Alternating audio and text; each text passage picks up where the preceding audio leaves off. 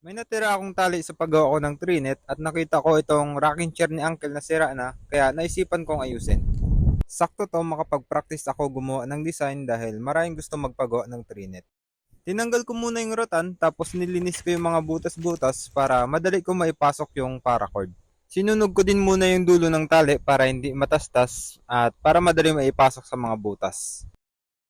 After kong mailusot lahat ng lubid ay maglalagay ko ng buhol dun sa dulo para magsilbing lock at saka ko hilain na uli pabalik para mahigpitan. Pagdating sa dulo is lalagyan ko uli ng buhol.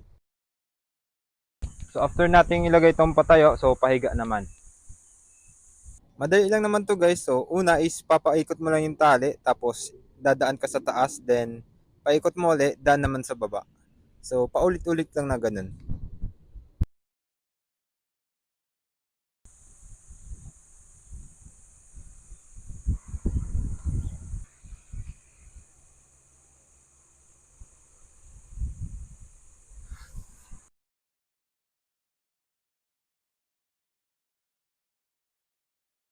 After natin matapos tong sa taas, so dito na tayo sa baba, tatanggalin lang natin tong buhol.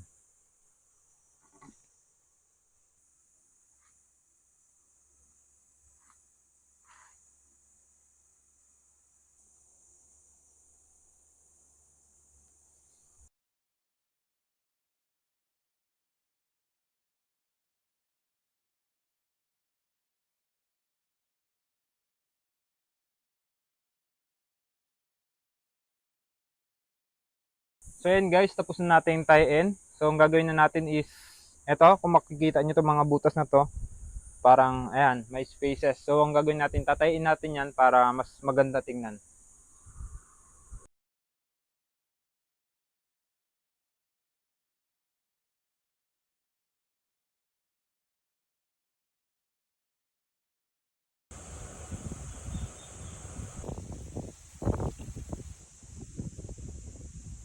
Next na pagpapraktisan ko is itong folding bed na sira dahil punit na ito.